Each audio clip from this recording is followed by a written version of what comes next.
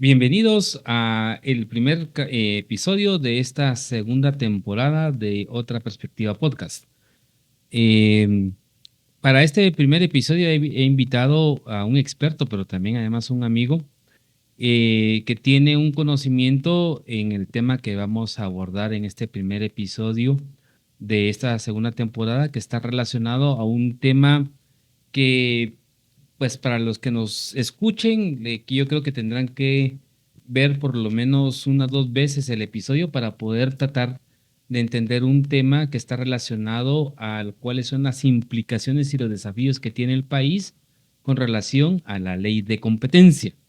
Es un tema que tiene que ver mucho con relación al aspecto del desarrollo económico, la actividad económica del país, que por muchos años el país, digamos desde el 86, el constituyente estableció en el artículo 130 la obligación de que existiera una ley específica y pasaron casi más de 40 años para que existiera esa norma. Entonces hoy vamos a hablar de la ley de competencia, un decreto que ya está aprobado por el Congreso de la República. Y para poder tener esta discusión sobre el contenido y los alcances de esta norma, he invitado a Gerson Sotomayor, quien es analista y consultor nacional e internacional. También tiene mucha experiencia parlamentaria y con él, qué mejor que además fue uno de los que también estuvo en el proceso de construcción y redacción del dictamen de esta ley de competencia para poder conversar qué se logró, qué regula esta ley de competencia, pero también digamos cómo está el proceso actual ya de la implementación derivado de que el Congreso de la República el año pasado aprobó esta ley. Gerson, gracias por tu tiempo y por lograr tener el espacio en tu agenda para que primero seas el primer invitado a este primer episodio de la temporada ya número 2. Ya estamos abriendo ya esta temporada en el 2025 y agradecerte por tu tiempo. ¿Cómo vas? ¿Cómo estás? Pues muy bien, Julito, muchísimas gracias por la invitación, un verdadero gusto saludarte. También muchísimas gracias a tus suscriptores por el espacio. Yo diría que pues más que un tema que tengamos que hacer muy engorroso, muy rígido, por decirlo de esta manera, creo que es un tema que la gente tiene que entenderlo realmente cómo va a funcionar porque se ha hablado mucho sobre este tema, pero también se ha generado mucha desinformación. Por ejemplo, al creer que se aprueba una ley de competencia y de repente iban a bajar los precios del mercado de la canasta básica, por ejemplo, cosa que no era necesariamente así. Y vamos a estar, creo, platicando y profundizando un poquito sobre el tema para que la gente vaya entendiendo el tema. Creo que lo primero que habría que entender, por decirlo de esta forma, ya para entrar un poquito en materia, es que si bien la Constitución plantea, digamos, el 130 constitucional sobre el tema de los monopolios, esta no es necesariamente una ley antimonopólica, ¿verdad? ¿Y eso por qué lo tiene que tener claro la gente? Porque en Guatemala han pasado muchos temas, tenemos algunos monopolios que todos conocemos, pero esta ley no es que vaya a venir a frenar esos monopolios. Esta ley es una ley que viene a, por decirlo así, a eficientar un mercado, ¿verdad? Entonces creo que por ahí podríamos partir para establecer. Y reitero que muchísimas gracias por la invitación. Creo que va a ser un gusto estar acá con Correcto, gracias, ustedes. Gerson. Pues si querés un poquito para como ir entrando en materia y tener, digamos, primero, tal vez un primer contexto, ¿verdad?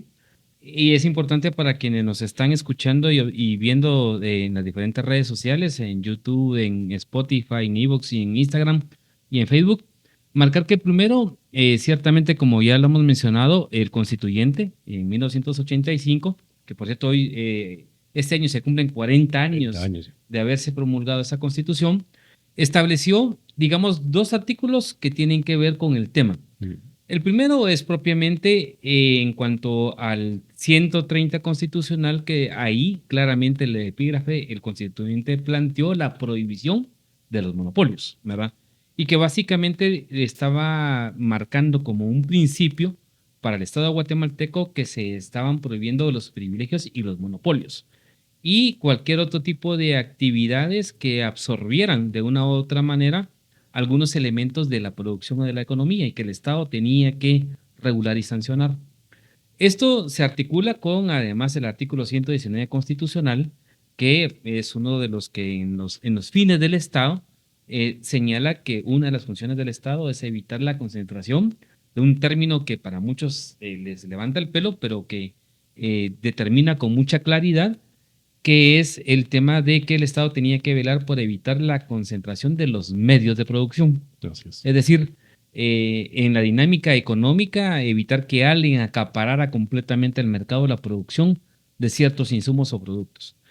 Así se quedó en el tema de la Constitución desde 1985.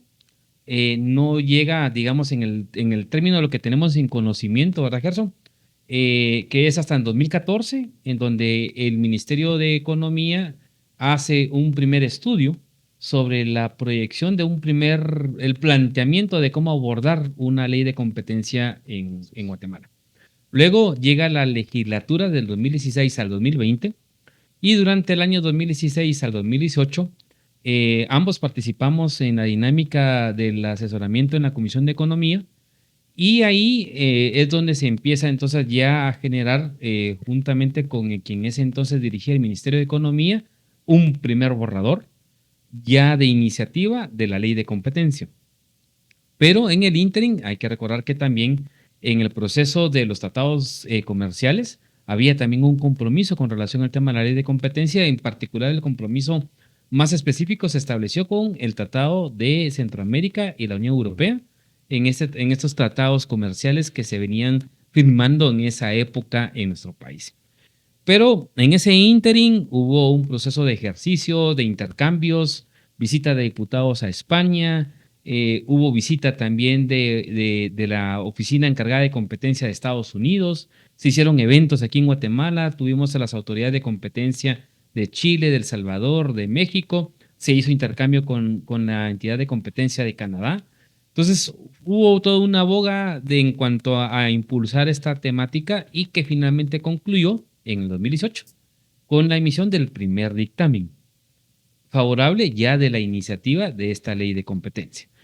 Pero bueno, pasa esa legislatura, no se logra la articulación política de los consensos para la aprobación.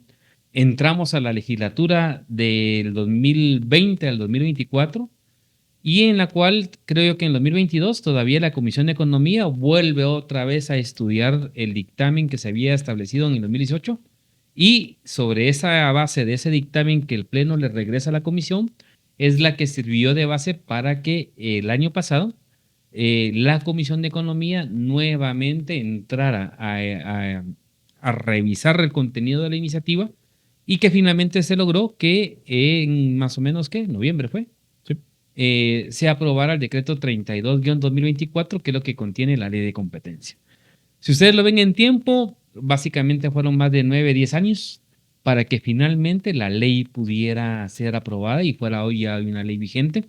Obviamente los contextos han cambiado, que yo creo que ahí nos vas a plantear algunos cambios ahí en esa parte, Gerson, de lo que se vivió hacia 2016-2018 a lo que tenemos hoy hacia 2025.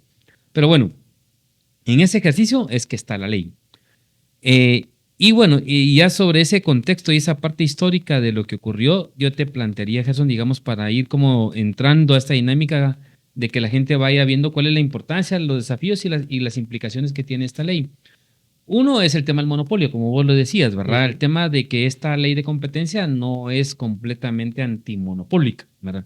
Entonces, tal vez la primera pregunta, Gerson, sería para que quienes nos están escuchando, es que entendamos qué es un monopolio. O sea, ¿qué es lo que implica un monopolio? Y a partir de eso, ¿cuál es la corriente que adopta el decreto que aprueba el Congreso de la República el año pasado? Bueno, básicamente, cuando hablamos de monopolio y digamos, pero quiero plantearlo desde donde la gente puede entenderlo. Es el acaparamiento de los insumos, de los productos, de un tipo de producción por un agente económico, es decir, una persona o algunas personas, pero que están vinculadas en una zona. ¿Verdad? Ese básicamente podemos decir que es el monopolio. Anteriormente podemos decir que en Guatemala han existido ciertos monopolios. Por ejemplo, el monopolio de la cerveza en algún momento estuvo en Guatemala. Y teníamos a la Cervecería Nacional que solo ellos podían importar ciertos materiales para poder producir cerveza. Hoy ya se ha diversificado bastante el tema y el mercado está un poco más abierto, pero ahí se tenía un monopolio concreto. Entonces, esta práctica, el tema del azúcar, sigue siendo un monopolio en Guatemala. Claro. Sigue siendo un monopolio en Guatemala. Siendo el quinto país productor más grande de América Latina, consumimos el azúcar más cara de América Latina. O sea, es impensable. Y eso es porque nos vendieron en algún momento para concentrar la exclusividad de la producción del azúcar que tenía que estar vitaminada de tal o cual forma. Esa es una práctica y un ejemplo de una práctica anticompetitiva, monopólica, que ha mantenido en la producción del azúcar en este tema como un monopolio en Guatemala. Entonces, cuando uno va a otro país como Colombia, que tienen por la extensión territorial de Colombia, que tienen una alta producción, pero venden mucho más barato el azúcar. De hecho, ¿qué implicaciones tiene esto en Guatemala? Por ejemplo, la producción de bebidas carbonatadas. Estamos hablando de lo que consumimos, digamos, que no quisiera mencionar alguna marca, pero que consumimos bebidas carbonatadas, la compra del azúcar como insumo esencial la tienen que hacer en Guatemala. Y eso significa que en vez de que nos cueste 15 quetzales un doble litro, nos pudiera costar 10 quetzales, 12 quetzales. Entonces, ahí va donde va impactando una cadena de producción y una cadena de mercado. Entonces, el monopolio, ¿por qué esta ley no es una ley antimonopólica? No es que vayamos a eliminar un monopolio de tajo. O perseguir penalmente el monopolio. O perseguir penalmente. Menos es una ley penal. Lo que menos tiene esto es de ser una ley penal. Es una ley administrativa. Y aquí hay que considerar dos cosas. Básicamente es el fomento de la eficiencia económica. ¿Por qué es esto? Porque vivimos en un país donde voy a hacer alusión a un comentario de un diputado que me hizo hace muchos años, donde me decía, es que Guatemala tiene el sector privado más cuadrado y duro de América Latina. Y no es casualidad que Guatemala fuera el único país dentro de sistemas democráticos que no tuviera una ley de competencia. Claro. Es decir, en América Latina solo Cuba y Guatemala no tenían una ley de competencia. Y pasaron, como bien planteas, pasaron 9 años antes de que se empezó a mover la propuesta en el Congreso de poder plantear y poder ser aprobada una iniciativa de ley. Aquí quiero parar porque sí vale la pena hacer un cambio en el análisis y pasar al factor político. Si ustedes me preguntan si en política hay crisis, todas las crisis son provocadas. ¿Sí? Si no existió una ley de competencia, había un sector que estaba deteniendo la emisión de la ley de competencia. Había un sector que se estaba oponiendo a la ley de competencia. Creo que esta posición es una posición muy socialdemócrata la que se planteó en la propuesta. ¿Por qué? Porque no es, pero también dio muchas ventajas. Tenemos hoy una ley que muy buena, diría yo, en el sentido que los demás países fueron aprobando segmentadamente las partes de un tema de competencia. Por un lado aprobaron el derecho a competencia, por otro lado aprobaron la eficiencia o la abogacía de la competencia, por otro lado aprobaron las concentraciones, para mencionar 3 temas muy generales. Y costaba mucho poder hacer que se concentrara todo en una sola institución que permitiera el control real, digamos, de estos agentes económicos. ¿Cuál es la clave, diría yo, de analizar esta ley? Es la posición de dominio. Claro. Esa creo que es la clave de este tema y por eso planteo que es una posición más socialdemócrata, más tirada al centro, porque no es radical para la persecución de monopolios, como habíamos dicho, pero tampoco es un tema de beneficio exclusivo para el sector económico. Digamos, en términos un poco más prácticos, podríamos decir, no es una ley que penaliza o criminaliza el monopolio, ¿verdad? No. O los actores económicos que intervienen en esta concentración, y que de igual manera, digamos, se convierte en función a la experiencia que decís de lo que hubo en América Latina, que digamos eso se determinaba como una posición privilegiada que tuvo Guatemala, porque siendo el último país podía adaptar las diferentes experiencias y los errores que también se cometieron en otros países de América Latina. Entonces básicamente se queda como una posición de árbitro, diríamos, que ese papel es en el que se juega de equilibrar, ¿no? O sea, decir, marcar, mire, está cometiendo tal situación, tiene que enmendarlo porque le voy a sacar tarjeta amarilla y si no hace tal cosa, le voy a sacar tarjeta roja y entonces así es. Llega realmente en ese proceso en lo que es la ley. Como digamos, no hay para quienes no están, muchos están diciendo o plantean cuando leen una ley del Congreso de la República, que sale del Congreso de la República, muchos plantean, pero es que la ley no debería de establecer eso, debería de estar redactada de tal forma. No es lo mismo establecer, poner de acuerdo a 160 diputados, que uno solo venga y se ponga a hacer un informe de Naciones Unidas donde uno pone lo que quiere, como quiere, con quien quiere. No es eso una ley. Entonces sí tienes que buscar esa voluntad política y eso significa hacer concesiones políticas. Creo que es una ley que tiene muchas concesiones en el sentido de que hay dos tipos de prácticas prohibidas. Digamos, las prácticas absolutas y las prácticas relativas, como están en la doctrina. Sin embargo, las prácticas absolutas en la doctrina no deberían de tener ningún mecanismo de probarse. Se comete una práctica prohibida, se cancelan empresas y hay un montón de sanciones. En Guatemala no. En Guatemala se aprueba de las defensas por eficiencia. Es decir, si yo vengo, tengo un producto y soy el único productor de ese producto y sí ejerzo un monopolio en ese producto en ese momento específico, entonces yo puedo, y alguien me dice, sí, pero es que usted tiene, es el único en el tema, es el único que lo está produciendo. Pero si yo estoy aportando una idea innovadora, si estoy aportando un tema que me permite mantener y dar un mejor precio por un nuevo producto en el mercado, aquí en Guatemala se permite. Creo que ahorita hay un riesgo para irnos pasito a pasito. Guatemala está pasando por un tema institucional muy complicado. ¿A qué me refiero con esto? Normalmente la Corte de Constitucionalidad ha tenido tres facetas. Una faceta que era la institucional, que se da cuando se crea la Constitución. Otra faceta que es legalista, por decirlo de esa forma. Otra faceta que es un poco más progresista, que empieza a dar las sentencias estructurales. Y esta faceta de la Corte de Constitucionalidad está regresando nuevamente a la segunda etapa. Es un retroceso en la interpretación constitucional, lo que estamos viviendo con esta Corte de Constitucionalidad. Cuando uno lee las resoluciones. Y entonces te encontrás normalmente que aparece giro de interpretación constitucional en tal tema. ¿A qué voy con esto? Crear una nueva institución en este momento en Guatemala es sumamente complejo, porque antes tenías una Corte de Constitucionalidad que te defendía las instituciones, la institucionalidad del Estado. Es decir, un Tribunal Supremo Electoral que entraba, que obviamente arrancando siendo una nueva institución, iba a tener errores, iba a cometer errores, pero tenía una Corte de Constitucionalidad que no importaba el error, pero lo que defendía era la institucionalidad. Claro. Hoy, al tener una Corte de Constitucionalidad enfocada en una resolución de caso a caso, en jugar el ajedrez político dentro de la sociedad y dentro del marco del Estado de Derecho, lo que hace es que deja vulnerable la institucionalidad nueva.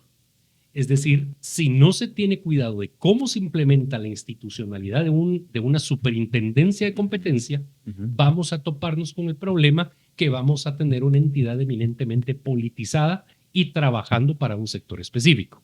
¿A qué me refiero con esto? Peligroso es no tener una institucionalidad de competencia y más peligroso es aún tener una institucionalidad de competencia sesgada para uno u otro lado. Porque entonces puede ser que se beneficie un monopolio para perjudicar y establecer barreras de acceso a determinados temas. Pero digamos, en esta dinámica de la parte, digamos, de la construcción de esta institucional, y siempre antes de entrar a este tema de, digamos, tanto, digamos, estas prácticas absolutas o relativas en la parte económica, me gustaría, digamos, regresar un poquito atrás, Gerson, y marcar, digamos... Ya me fui de largo, discúlpame. Y marcar, digamos, ciertamente tiene esas complejidades en el desarrollo de la acción productiva y cómo se ha ido acumulando en los mercados en el país. Ya teníamos unos marcas de cerveza, azúcar, hay otros más. Pero en general, ¿había algunos sectores o cuál era la razón de que algunos sectores, como ya lo he mencionado, no querían que existiera esta ley de competencia? Y hoy, que ya lo existe, ¿verdad? Con los términos, obviamente creo que sí hubo un cambio sustantivo mayúsculo con relación al dictamen 2018 y 2022, que te acuerdas que en el objeto de la ley se marcaba que no iban a haber, digamos, como ningún tipo de excepciones en cuanto a la implementación de la ley. Hoy en el decreto aprobado marcan que prevalece en el caso de sectores regulados. Aquí estamos hablando energía eléctrica, comunicaciones, telefonía, u otros sectores que tienen leyes específicas que hoy, pues la ley de competencia simplemente solo complementa, pero que prevalece el criterio de esas leyes específicas.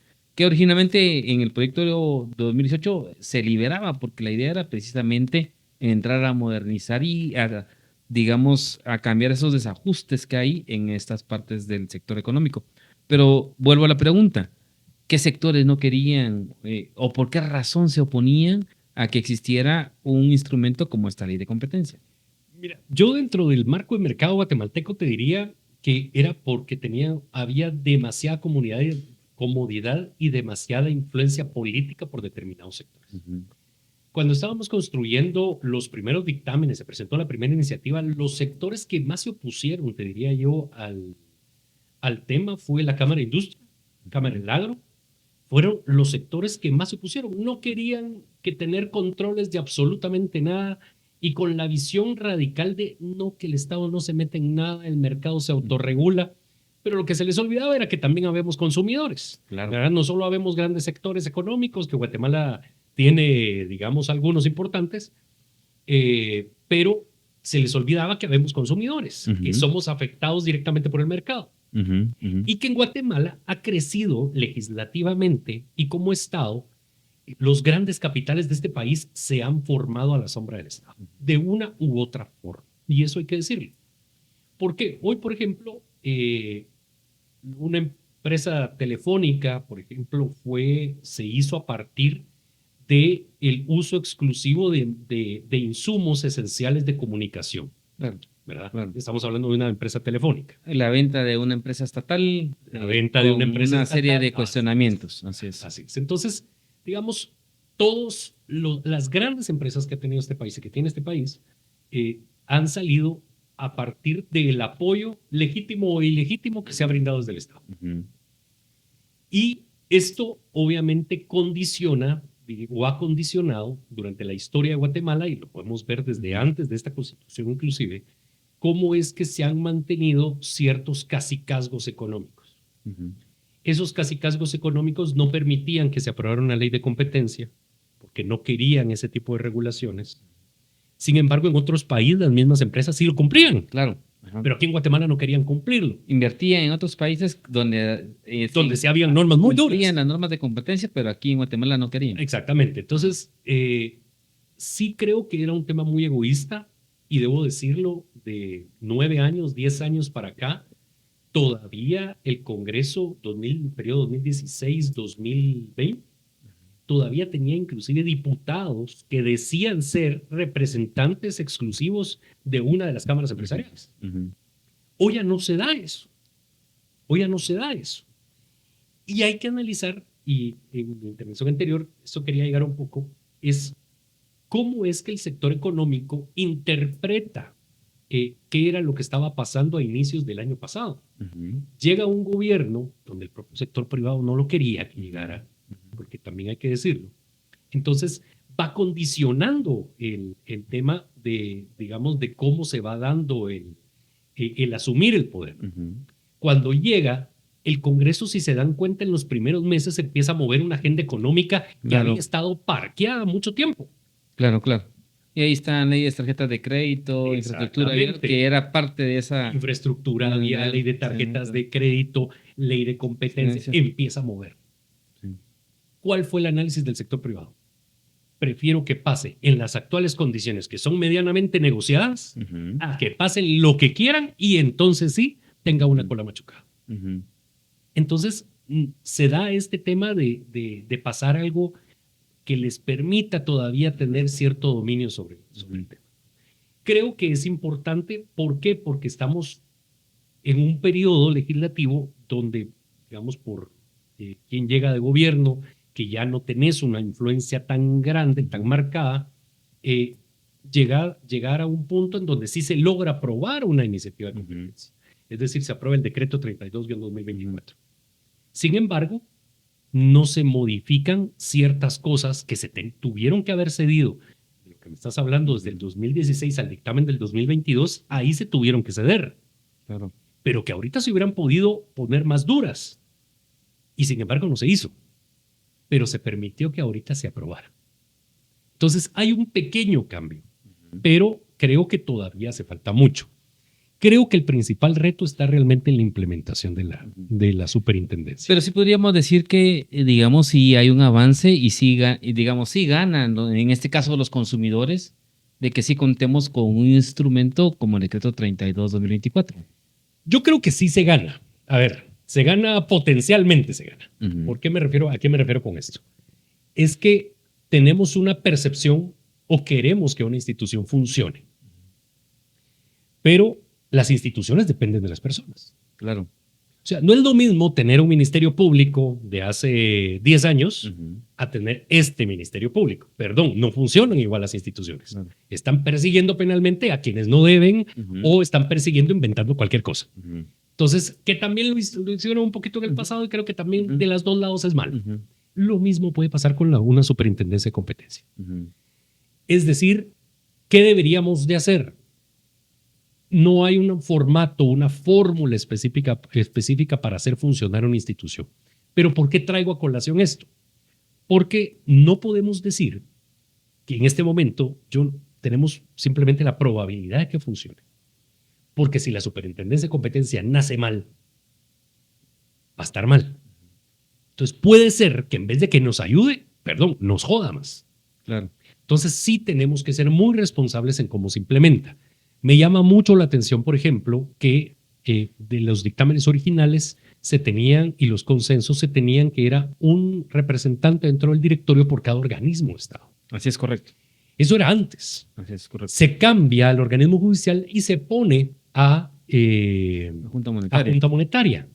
Una Junta Monetaria que en su momento había dicho la propia Junta Monetaria, nosotros no podemos asumir funciones dentro de esta ley, porque nuestras funciones son constitucionales.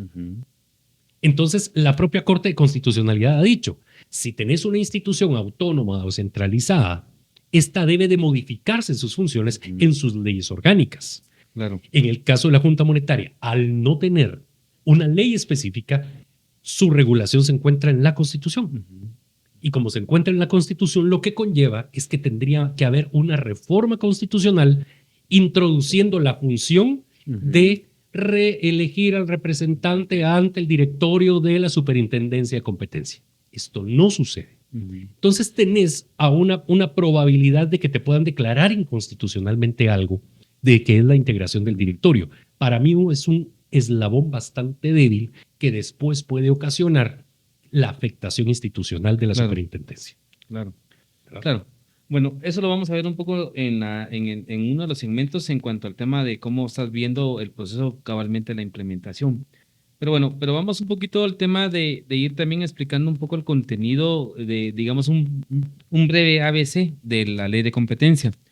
En el marco del legislador, Gerson, ¿cuál fue el objeto que el Congreso de la República le establece que tiene como mandato esta ley de competencia? Bueno, básicamente dentro del objeto de la ley se establecen, diría yo, dos grandes temas. Uno es la defensa y el otro es el tema de la promoción de la competencia. Solo tenés dos. No hay una sanción como tal, si lo lees en el objeto de la ley. Claro. Es la defensa de la competencia y la promoción de la competencia.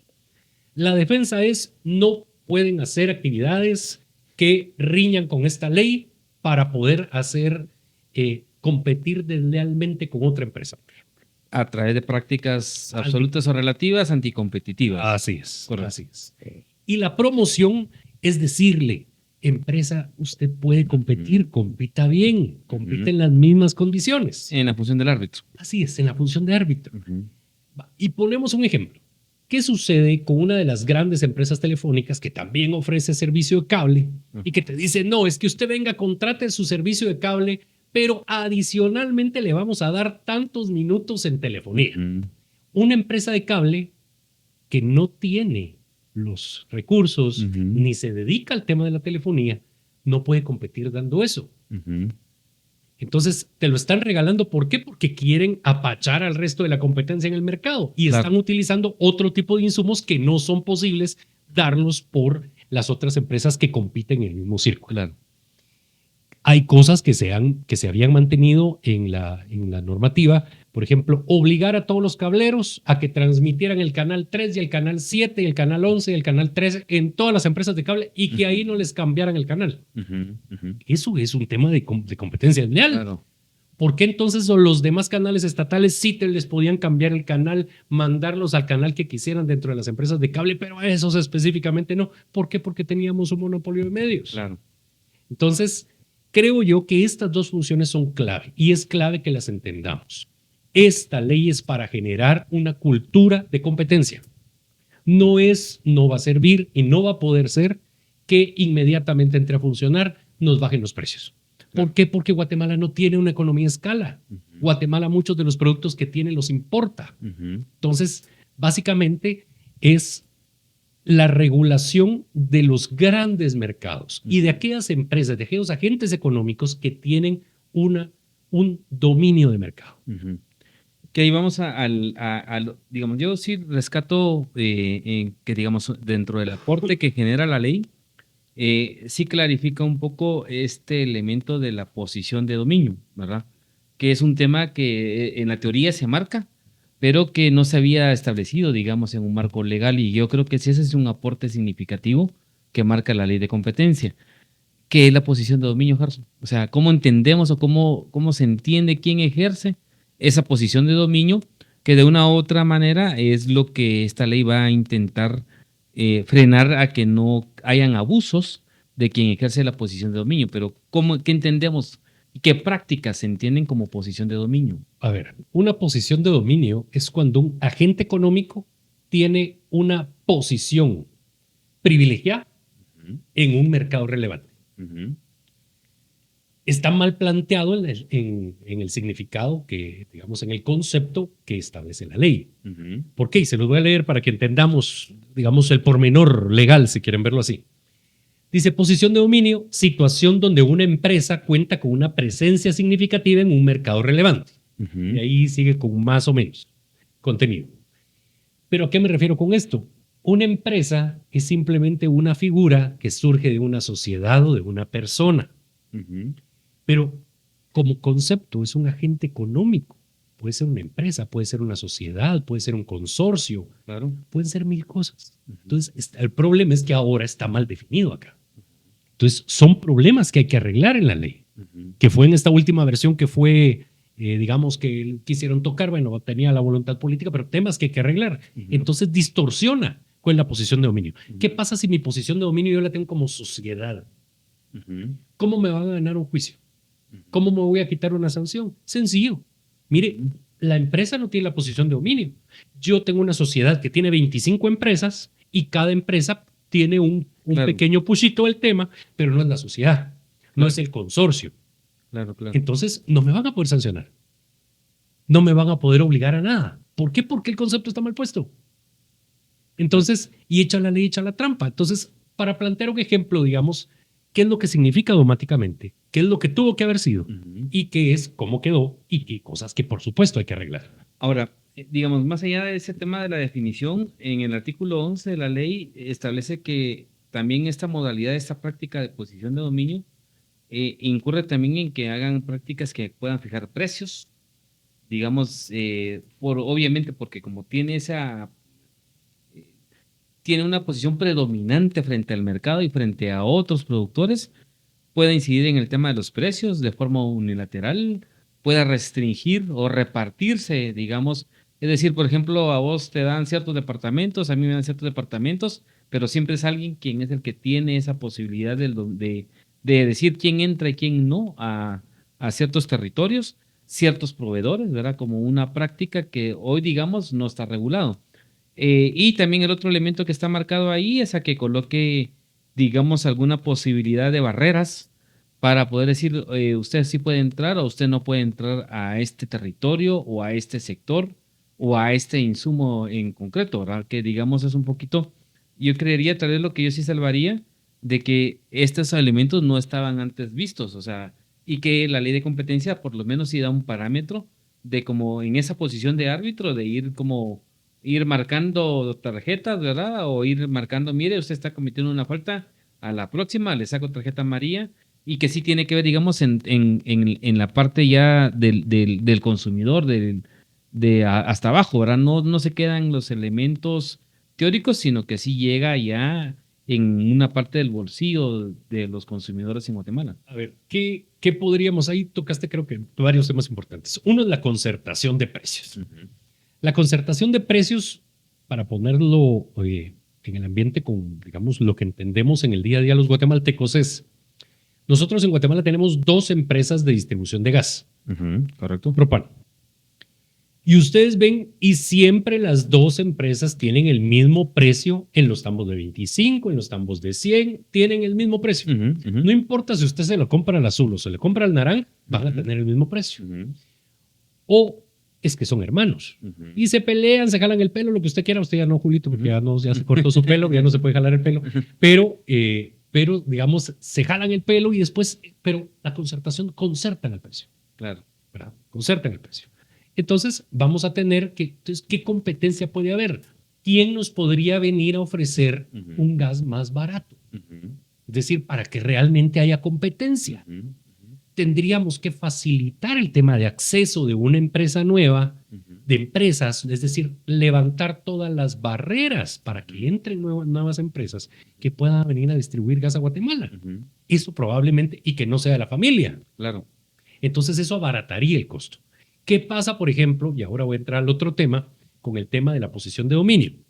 Ya que aclaramos, digamos, la parte legal y la parte dogmática, quiero ponerle un ejemplo. Si usted vive en un condominio o usted vive en un edificio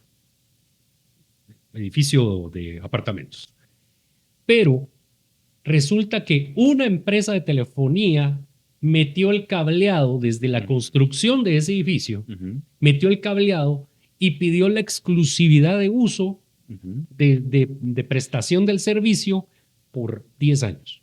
Claro. Entonces yo perfectamente puedo venir y decir, y creo que nos ha pasado a muchos, acabamos de comprar nuestra casa, nos pasamos a arrendar a algún lado y resulta que nosotros teníamos el servicio rojo. Claro. Con blanco. Y yo quiero el azul. Y yo quiero el azul porque ahí pasan los partidos y en el otro no me pasan los partidos porque los otros tienen la licencia en los partidos de Guate y esto no lo tiene. Sí, correcto. Entonces, yo quiero ver el otro cable.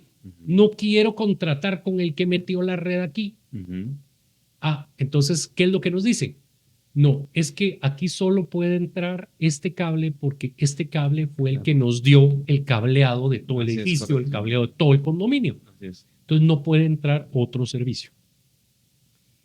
Y entonces ellos ejercen una posición de dominio en ese edificio, en ese condominio, en esa colonia. ¿Qué es lo que la superintendencia de competencia tiene que hacer? Permitir, buscar la forma de llegar a ser ese árbitro que decís. Y decir, no. Mire, aquí usted tiene que buscar el beneficio del usuario, del consumidor. Entonces, pero cóbrele, por supuesto, por el uso del insumo esencial, que es el cable, para que pase la línea, para que pase la señal de la otra empresa, cóbrele el uso, pero déjelo entrar, deje que compita. Entonces ahí se va a dar una competencia. Ese es el día a día que vamos a poder ver con una superintendencia de competencia funcional, que creo que es el mejor ejemplo porque en algún momento hemos pasado por eso. Claro. O el tema de los medicamentos, ¿verdad? Que obviamente hay otra ley específica, pero en el tema de las barreras, es decir, que te puedan dejar competir, pero usted entra con tal precio a tal producto. Así es. Y a partir de ahí van marcando cierto tipo de barreras o condicionantes y que de una u otra manera van en perjuicio del consumidor, porque obviamente eso te implica un servicio más alto con relación, digamos, a otros países. Así es. Y regresamos al ejemplo del azúcar. ¿Por qué consumimos el azúcar más cara? Porque la tenemos vitaminada. Está bueno, pues, pero que el usuario escoja si quiere comprar un azúcar vitaminada o sin vitaminas. Claro. ¿Por qué? Porque así se consume en el resto de América Latina y no pasa nada. Sí. Entonces, ahí es donde tendría que estar la competencia. O sea, ¿cómo hago yo que mi consumidor prefiera consumir un azúcar vitaminada, pero es más cara porque tiene vitaminas, a tener un azúcar sin vitaminarse?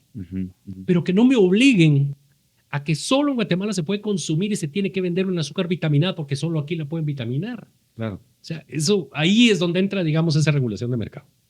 Y después, digamos, de este elemento de la posición de dominio en las prácticas, que digamos de una u otra manera sanciona la ley, hablan tanto de prácticas absolutas como de prácticas relativas.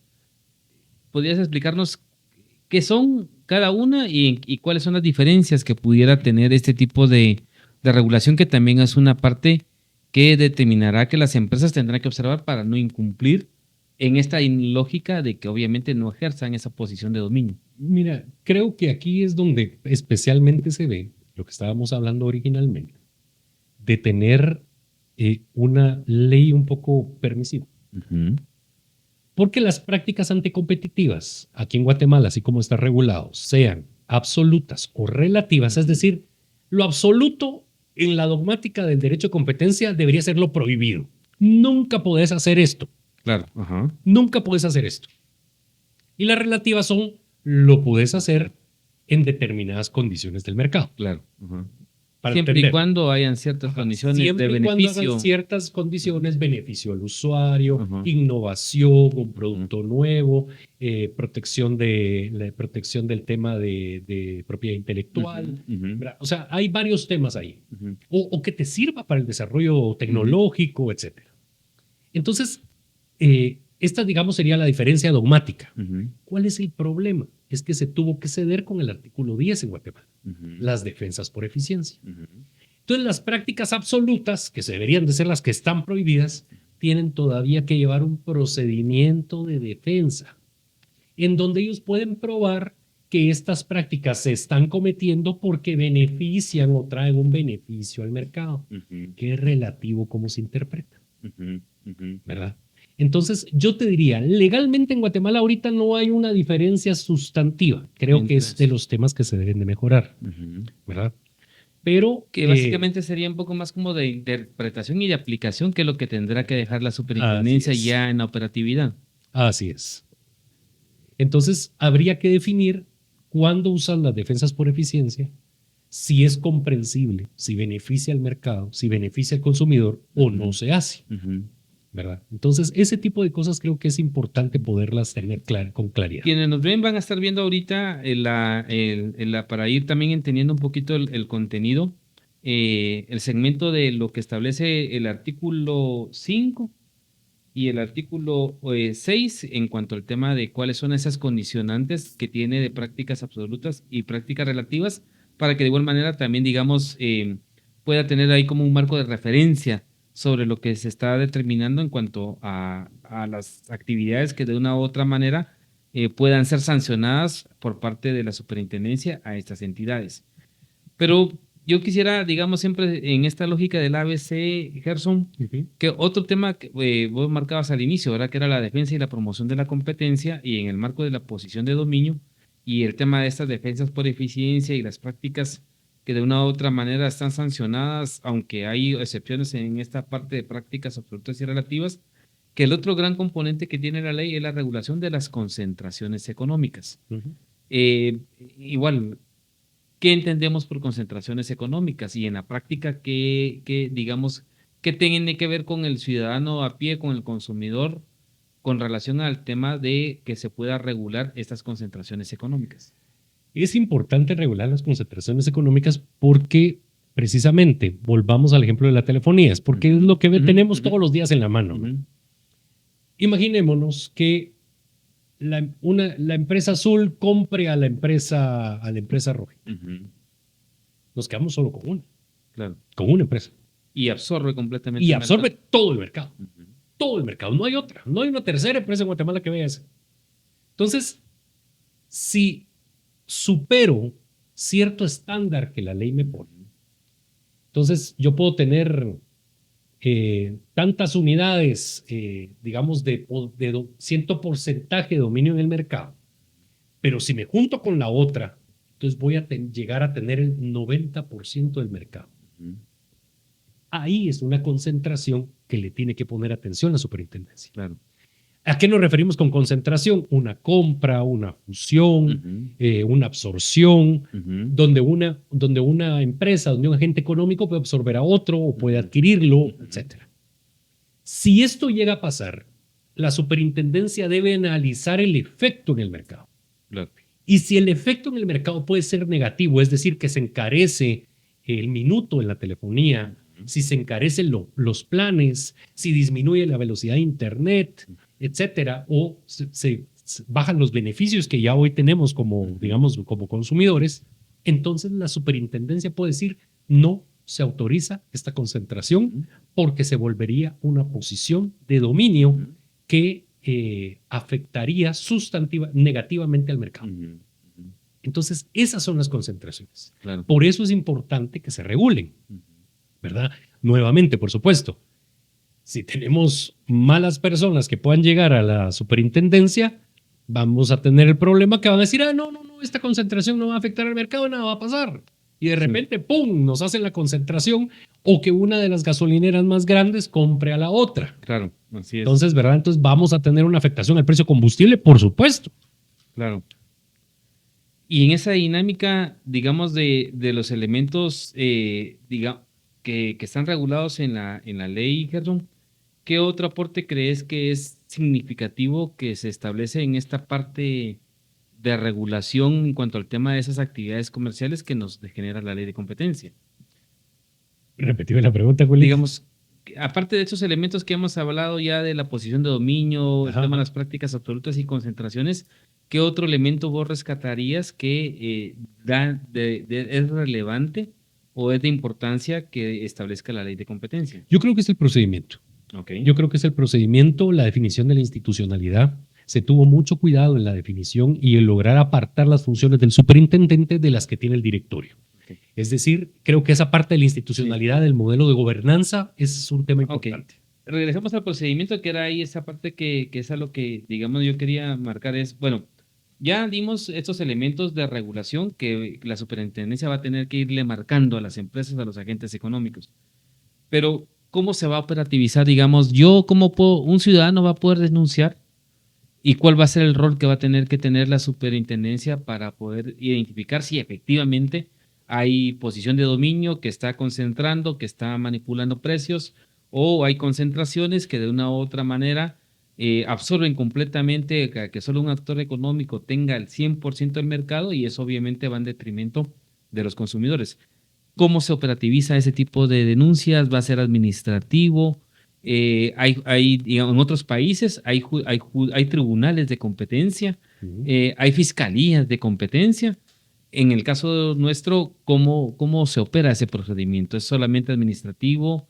¿Y quién inicia o quién le genera esa alerta a la superintendencia para que empiece a investigar? Sí, no, aquí tenemos una mezcla, digamos. En primera instancia es administrativo. Es decir, yo puedo poner la denuncia, también puede actuar de oficio la superintendencia.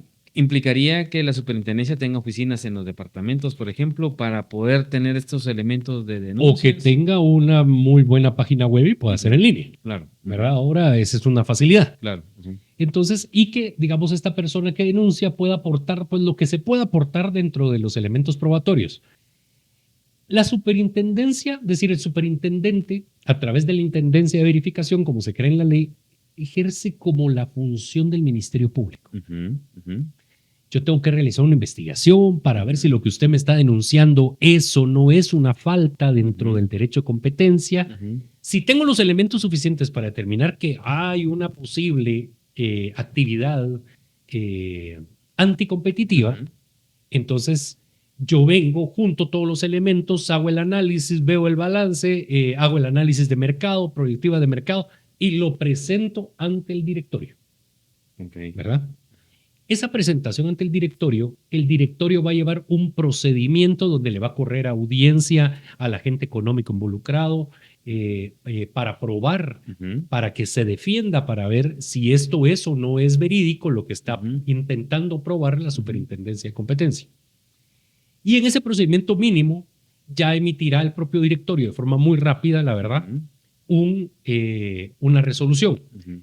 En derecho de competencia, en la ley quedó, y eso fue una solicitud especialmente de algunos agentes económicos, es la afirmativa ficta en el derecho administrativo. Es decir, no va a pasar lo que pasa en el Ministerio Público, de que hay una acumulación procesal de la gran diabla y para ver cuándo presentan la denuncia y de repente está sosteniendo el expediente la pata de la mesa porque se desbalanceaba. No, sino cumplen con la investigación preliminar, si no cumplen con el procedimiento en determinado tiempo que establece la ley, se entenderá que no hay nada. Sí, pues, queda archivada la ley. Exactamente. Entonces tiene que cumplir con los tiempos. Claro. ¿Verdad? Entonces no es que, digamos que opera al revés de cómo opera la normalidad del derecho administrativo, que es una afirmativa ficta. Entonces, sí venimos y planteamos el tema después de esto, la resolución de esto, por supuesto, puede ir a lo contencioso administrativo. Ahí se intentó generar un procedimiento más expedito, más ágil. No se tuvieron en su momento las baterías necesarias, diría yo, para poder generar una especialización en este tema dentro del organismo judicial. Específica, tribunales específicos en materia de competencia. Exacto. Y lo que se estaba planteando en su momento, que creo que no se logró en esta versión, es que no solamente fueran abogados, sino que fuera gente especializada en tema de derecho de competencia.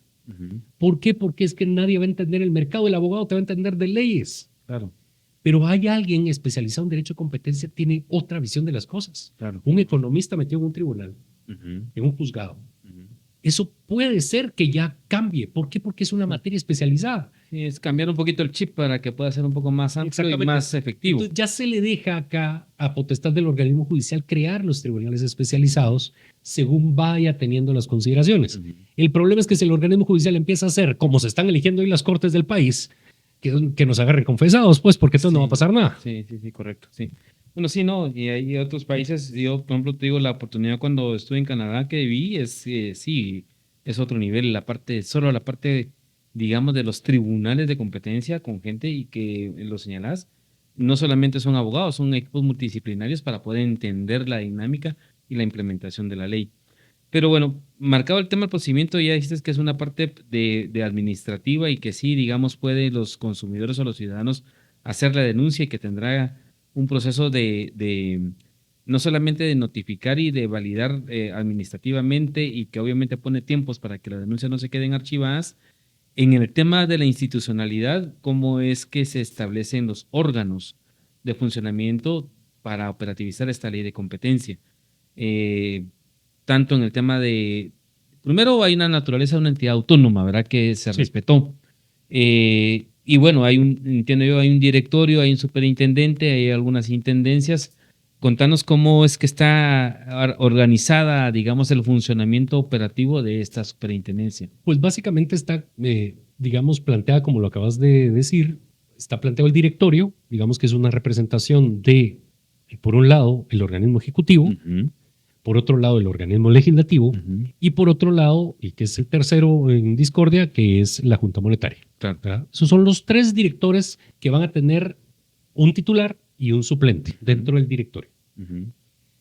Y abajo va a estar ya toda la fuerza institucional que va a ser el superintendente, el intendente de verificación, el intendente de investigación, etcétera, etcétera, etcétera. Este modelo de gobernanza por mucho se tomó de lo que se hizo la reforma en el propio 2016 de la Superintendencia de Administración Tributaria. Si hacemos un símil, tiene muchos, digamos, temas importantes. Por ejemplo, el tema, la capacidad de investigación preliminar que tiene la superintendencia a través de la intendencia de investigación, de solicitar información, se toma el modelo de la superintendencia. ¿Por qué? Porque ¿cuál era el miedo de darle información? En el tema de impositivo y ahora en el tema de derecho de competencia. Es que yo no puedo dar mis balances comerciales. Yo no puedo entregar mi información de mis productos nada más así. ¿Cómo protejo yo mi derecho de propiedad intelectual? Entonces, lo que se hizo fue dejar un procedimiento especializado para solicitar la información y, de ser necesario, fuera a través de juez competente. ¿Verdad? Entonces, sí se tienen, digamos, ciertos obstáculos a la investigación que se tendrán que ir salvando. Y tenemos procesos que, por eso planteo que la ley y la superintendencia en sí mismo, lo que intenta hacer es generar una cultura de competencia. Vamos, creo yo, a ver qué tan objetivos son los funcionarios que están en todo el procedimiento en el momento en que se dé uno de estos grandes casos. A mí me llamaba mucho la atención porque cuando se estaban construyendo los primeros dictámenes, como ya bien lo planteaste, tuvimos varias oportunidades y se platicó con la gente de El Salvador, se platicó con la gente de Chile, con la gente de España. Y los casos chilenos me sorprenden bastante que sí han tenido y que sí tienen una normativa de derecho de competencia con dientes. y sí han frenado empresas. Ujú. Un país grande como Chile, Brasil igual tiene, digamos, ciertos pormenores, Ujú. Estados Unidos, que ya también lo mencionaste. Entonces, sí hay muchas grandes empresas que pueden tener regulación sobre un tema. Y digamos sobre esta dinámica de de la institucionalidad, en el momento actual, el Congreso, el Ministerio de Economía y la Junta Monetaria, aun cuando ya señalaste algunas Ujú. como debilidades en cuanto al tema de la Junta Monetaria y la participación de la Junta Monetaria, están en proceso de convocatoria para Sí. hacer el nombramiento de los primeros representantes o directores titulares y suplentes. De lo que has visto, ¿qué valoraciones tenés de ese proceso? Yo creo que es un proceso que para ser el primero se está llevando bastante bien. Ujú. Creo que tenemos un problema. Primero aquí generamos la institucionalidad, que es a través de la ley del Claro, 32-2024, la ley de competencia. El problema es que las universidades del país no habían profundizado en la educación superior sobre el tema de derecho de competencia. claro.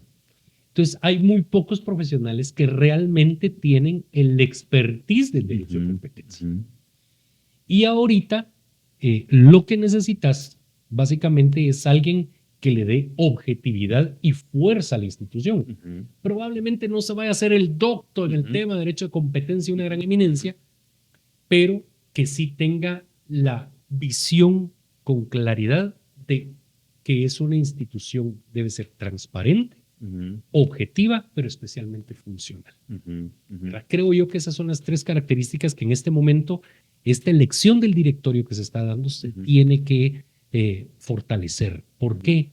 Porque les va a tocar conocer los procesos que abra el superintendente en Claro, contra por las denuncias presentadas claro. o de oficio que lo haga. Ujú, Entonces, aquí es donde hay que entender, digamos, del clima de negocios, hay que entender del tema de ujú, mercado, pero especialmente, ¿qué tanto tiene Guatemala? Y ahí entra el Ministerio de Economía, por eso es tan ujú, importante la ujú, participación del Ministerio de Economía. ¿Qué tanto tiene el Ministerio de Economía, la institucionalidad guatemalteca, analizado los distintos mercados del país? ujú. Por ejemplo, yo le podría pedir ahorita al Ministerio de Economía que me diga, mire, ¿cómo se ha comportado el mercado del frijol en los últimos 10 años? Claro. Estoy seguro que no lo va a tener. Ujú, Mire cómo se ha ujú. comportado y que me dé pormenores, mire, no solamente de precios al consumidor, Sí, sino cuánto tema se ha tenido de producción, cuánto ha venido de importación. sí, No sé si lo va a tener o no lo va a tener, sí. pero no sé si lo va a tener en todos los mercados.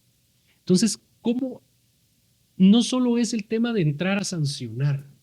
Esta institución va a tener que generar análisis de mercado. Ujú, ¿Por qué? Porque nosotros no tenemos una bolsa de valores, por ejemplo, tan ujú, grande y tan nutrida como lo tiene Estados Unidos. ujú, Entonces, ¿cómo es que vamos a ir analizando el mercado guatemalteco, mercado internacional y cómo pueden empresas que vengan desde el extranjero afectar al mercado guatemalteco? Eso también hay que verlo. ujú, Entonces, ese tipo de cosas creo yo que adicional a lo que estamos hablando, Julito, ujú, sí tenemos que fortalecer la institucionalidad para generar este tipo de análisis y sí tiene que haber una cooperación intrínseca, diría yo, entre el Ministerio de Economía y esta institución, Banco de Guatemala ujú, y Junta Monetaria, para poder hacer un análisis integral y global de los diferentes mercados que tiene Guatemala. ujú. Y que eso de una otra manera también determine una selección más equilibrada en cuanto al tema de quiénes van a ser estos directores. En esta dinámica, por ejemplo, eh, yo un poquito he estado viendo en la lógica de ir como buscando un tema de meritocracia, porque así como lo señalás, no hay mucha formación de profesional en el tema de competencia. El que en el caso del Congreso participara una evaluación de de una universidad extranjera, que es la que le va a dar el 50% de la ponderación a los 36 candidatos que en este momento hay en en la comisión de Economía. Eh, ¿Cómo ves el tema de la identificación de quién o cuál debería ser el perfil que ya va superado estos elementos de que esperemos que haya una decisión más meritocrática por parte tanto del Congreso, del Ministerio de Economía y de la Junta Monetaria a la figura de quién puede ser superintendente? Porque como lo decís, realmente yo creo que en Guatemala no nos alcanza los dedos de una mano para poder decir de repente que hay gente especializada en el tema de competencia. ¿Cuál debería ser ese desafío de ese primer superintendente? Yo creo que el desafío más grande que va a tener el superintendente, creo yo que va a tener que ser el iniciar a sensibilizar sobre el derecho de competencia. Es decir, la abogacía de la competencia. Porque no vivimos necesariamente en una cultura de competencia. Hay muchas personas en Guatemala que creen que esto todavía sigue siendo una finca. Y ahí es complejo, ¿verdad? Solo yo puedo hacer esto, ustedes les doy trabajo, a ustedes les doy casi que de comer, nos va a decir, y todavía algunos tienen esa función, esa visión, digamos, de ver la sociedad. Entonces creo que generar esta cultura de competencia creo que va a ser lo complicado. ¿Por qué? Porque hay una de las funciones principales que va a tener que hacer el superintendente: identificar las barreras de acceso, identificar los obstáculos a la competencia. Y eso pasa por leyes emitidas por el Congreso, por acuerdos gubernativos, por acuerdos ministeriales, que en este momento benefician a uno u otro sector y que condicionan los distintos mercados que pueden haber en Guatemala. Por ejemplo, el tema del azúcar es un tema que hay que entrarle. ¿Qué va a recomendar el superintendente ahorita que entre? Claro. Lo primero que a mí me tocaría recomendar es decir, miren, tienen que quitar la barrera del tema de vitaminar el azúcar, y quien quiera lo puede hacer y quien quiera no, y que sea el consumidor quien decida qué quiere consumir y a cuánto lo quiere consumir. Tendrían que quitar otro cierto tipo de ventajas que tienen ciertos sectores en Guatemala que no se deberían dar para poder dejar entrar a otras empresas internacionales y que vengan a competir a Guatemala. Entonces, ese tipo de cosas creo yo que hay que verlas, y creo que es la tarea más importante. Si no logra este superintendente empezar una cultura de sensibilización a los empresarios, a pensar que en Guatemala sí se puede competir como tal, entonces creo que estamos perdidos. Pero este primer periodo es para la sensibilización. Es para decirle, miren mucha, háganme las cosas, háganlo así, pueden competir bien, tienen los elementos, háganlo bien. Se puede hacer. Y el otro elemento que está marcado en la ley es el tema de que de igual manera haya sugerencias de cambio de normativa, ¿verdad? Porque entiendo yo que no solamente la ley, como hablamos mucho de consumidor, también tendría que existir una real y verdadera ley de defensa del consumidor, entre otros componentes más, que entiendo yo que esa sería como una primera de las tareas importantes que tendría este superintendente. Sí, y por eso es que mencionaba el tema de no solamente quitar leyes, quitar acuerdos gubernativos, acuerdos ministeriales, sino también proponer el fortalecimiento de otra normativa. Por ejemplo, ya lo mencionaste, la ley de atención al consumidor, hay que verla, ya sea que se le dé más dientes a la DIACO o que se cree la Procuraduría de Protección al Consumidor, cualquiera digamos, de los matices, pero hay que fortalecer la institucionalidad. Para plantear un ejemplo, ¿qué es lo que hay que fortalecer? La concertación de precios ya estaba sancionada. Claro. Ya estaba sancionada. Por ejemplo, en el tema de hidrocarburos, una ley de, no sé, 1965, y ya contemplaba sanciones para la concertación de precios. Así es, correcto. Tiene el tema también de protección al consumidor, donde dice, mire, usted no puede concertar precios. Pero ahora preguntémonos cuántas veces se ha cumplido con eso. Entonces, ¿cuál debe ser la recomendación? Debe fortalecer, debe darle dientes a esta ley Congreso de la República. Sí, correcto. Entonces vas a tener a un superintendente que tiene que tener una carga política, técnica, pero también tiene que ser un funcionario que se dé a respetar por los políticos.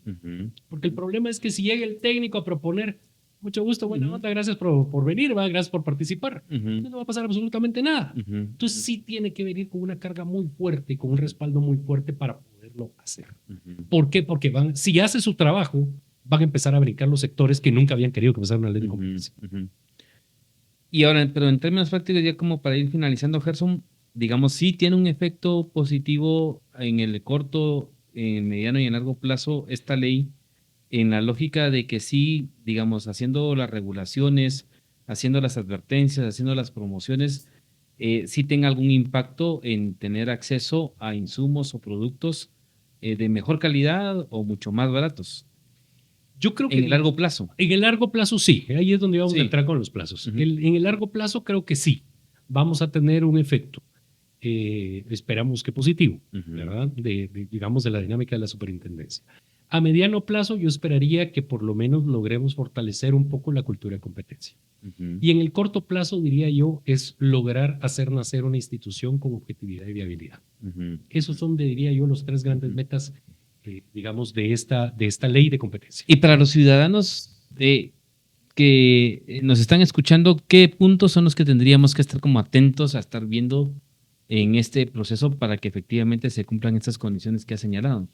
Pues básicamente creo que la población lo que tiene que ver es quién va a asumir el directorio en representación de las distintas entes, digamos, que la ley plantea, quién va a asumir la superintendencia, pero especialmente que sea una institucionalidad que esté constantemente presente en la vida de los guatemaltecos.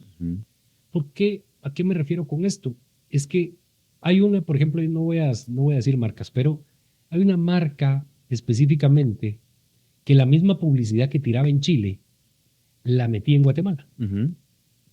Pero que era una marca, es una marca de shampoo, acondicionadores, cremas para peinar, etcétera, etcétera, etcétera. Y ciertos productos. Que la denuncia que se hizo en Chile fue anuncia cosas que no puede probar. Claro. O sea, ahí, ¿por qué? Porque eso nos afecta todos los días.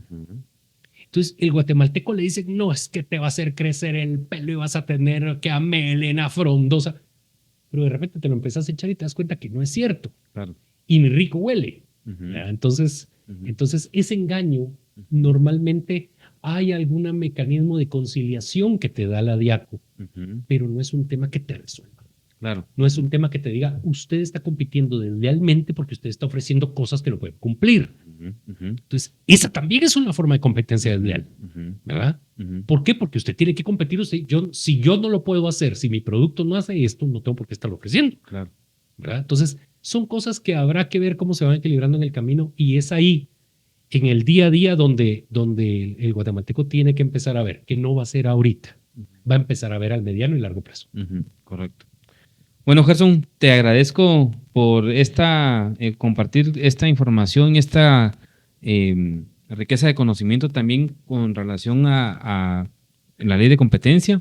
Como ya lo he señalado, ¿verdad? Tiene elementos y tiene desafíos que marcan, costaron 9 años para el proceso de aprobación de la ley. Creo yo que el proceso de definición de directores y de superintendente creo que llega hasta el otro año, ¿no? Sí. Creo que ahorita abril y hasta noviembre, octubre para el tema del superintendente. Y luego hay 2 años que están todavía como una fase de explicación de la ley a los actores económicos. Es decir, que en unos 5 o 6 años a lo mejor ya tendremos una superintendencia que ya empiece realmente a tener esos dientes que vos decís, ¿verdad? Esperando que eso lo tenga para esa parte económica. ¿Algún mensaje o elemento final que quisieras marcar? O sea, el contexto con el que se aprobó en el surgimiento de la superintendencia, recordémoslo, se dio en el marco de los tratados de libre comercio, en el proceso de negociaciones multilaterales. Yo creo que la coyuntura da para preguntarte, hoy estamos viendo otro momento económico internacional de locura, el tema de los aranceles y la dinámica que tiene que ver con relación a que, digamos, no es el mismo componente económico comercial en el cual se marcó el inicio de este tipo de entidades a lo que hoy estamos viendo. ¿Crees que al igual, así como pasó que fuimos el último país que permitió que, conociendo todas las experiencias de todos los países, tuviéramos una ley mucho más precisa, hoy esa superintendencia va a nacer en otro contexto económico, de lucha de aranceles, de inclusive en algunos de quitar este tipo de órganos, en el caso de Estados Unidos? ¿Qué crees que puede ser como un punto a favor o un punto en contra a la incipiente institucionalidad que se va a estar creando con esta superintendencia de competencia? Yo creo que la institucionalidad va a ir creciendo conforme el mercado vaya creciendo y cómo se vaya a comportar. Eso es clave. O sea, y tiene que ser objetiva la institucionalidad, pero tiene que ir creciendo y manejándose conforme también la política internacional económica. ¿Por qué planteo esto? Porque efectivamente, si estamos hablando de un mercado relevante, Guatemala, digamos, es muy pequeño para poder decir que tenemos un mercado relevante, que no tenemos vínculo de otros países, una influencia internacional. Entonces, creo que ese análisis es justamente lo que tendría también que venir a hacer, y por eso planteo que uno de los primeros retos del superintendente va a tener que ser hacer un equipo que también se vea con las otras demás instituciones del Estado que permitan hacer un análisis económico internacional y nacional y el nivel de afectación que se pueda tener. ¿Por qué? Porque no es simplemente detener el mercado, no ese es el objetivo de esta ley. Es simplemente evitar posiciones de dominio con prácticas abusivas. Es eso. Que ese es el elemento, que no se abuse Así es. de esa posición. Así es. Entonces, si no tenés un mercado, si el mercado internacional viene de tal o cual forma, lo único que tenés que provocar es sí, pero usted no puede tener una actitud abusiva porque usted tiene el mercado, una posición de dominio en un mercado relevante. Solo eso tiene que ver. Entonces, por eso planteo justamente, y regresamos al inicio, Julito, esta no es una ley antimonopolios, esta no es una ley que venga a penalizar, es una ley de generación de conciencia y de procedimientos de competencia. Correcto. Bueno, Gerson, te agradezco entonces por tu tiempo y por tus conocimientos. Como lo señalábamos, con tu persona abrimos esta segunda temporada de Otra Perspectiva Podcast. El año pasado trabajamos 22 episodios, este año esperamos que haya mucho más y ojalá que no sea la primera ni la última vez y que de repente en otros temas acepte la invitación para venir a conversar. Así que queremos agradecer entonces a todos los que nos ven y nos escuchan en YouTube, en Facebook, en Spotify, en Evox, en Instagram y ya se me olvidó, Facebook.